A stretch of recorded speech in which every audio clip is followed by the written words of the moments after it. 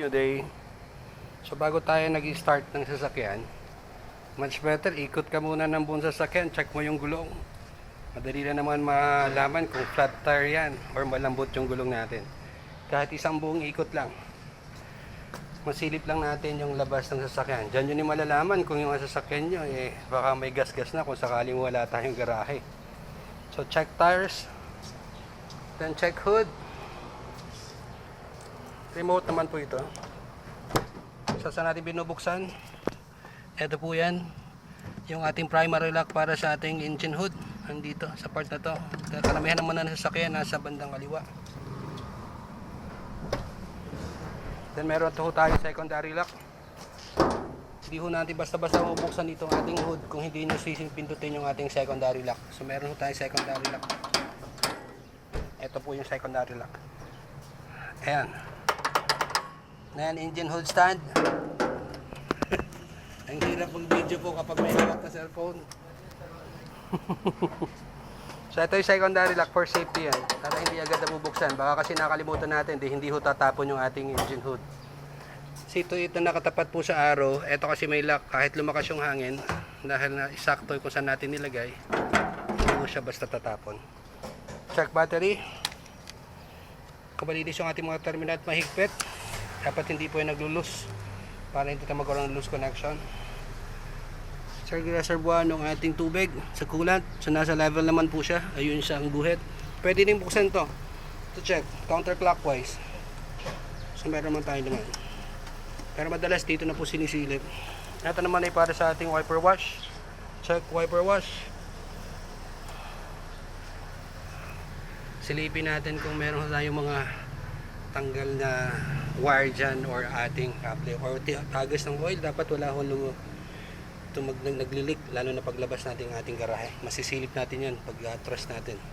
Tapos yung ating mga belts, CT8 na fit and right, and engine oil level. Mas maganda mag-check ng engine oil level kapag hindi pa po umaandar yung makina. Okay. Ito naman po ay kasi-change oil lang. So due for change, katatapos lang. So okay tayo. Yun ay mabilisang check para sa ating mga may-ari na sasakyan at pagiging mga driver. Brake fluid, nasa level din. Okay, mabilisan lang po yun. Hindi naman tayo mekaniko. At least marunong tayo mag-check. Balik natin sa dati kung saan ho nakaklip yung engine hood stand. Hanggat maaari, huwag ho natin ibagsak yung engine hood. Pwede naman siya i-push sa gitna. At maglalak naman po yan. Okay, then you can start the engine. Pag sakay naman natin na sasakyan, isa automatic transmission ang gamit natin. Silip muna. Check left and right. Tapakan yung brake pedal to start the engine. Ganyan po automatic. Kailangan naka-press sa brake. Ito po yung push button lang naman and engine start. Hanggat nasa atin yung susi o yung sensor o yung parang alarm, aandar na rin. So ugaliin din natin na warm up muna. Siguro at least 5 minutes kung nagmamadali, pwede nang warm up. So habang nagwa-warm up, silipin na natin yung left and right side mirror kung tama ba yung ating posisyon. Malapit sa door handle sa corner na to. Yan sa left side mirror. Doon din po sa side mirror natin sa right side, malapit sa door handle. Kita natin yung wide angle doon sa gilid. And then yung rear view mirror, yung buong rectangle shape to salamin natin sa likod, sana nasisilip din natin. So ganyan tayo habang nagwa-warm up. Tapos pwede na tayo mag-adjust ng ating seat bago ho tayo magpatakbo ng sasakyan.